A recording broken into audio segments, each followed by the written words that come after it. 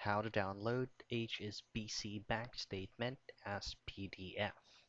The first things first is access your HSBC account by your mobile phone through the app or via their official site.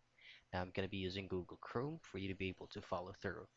And once you're here, just go directly to logged on and make sure that you logged in using your user ID and as well as your password.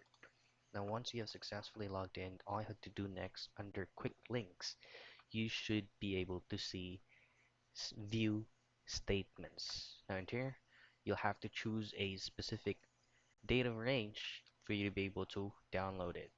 Now all of the transactions that you have from HSBC that you'd like to be downloaded is always as a PDF file or through your email address. And that's it. That's how easy and quick you can download your HSBC Bank of Statement as a PDF file.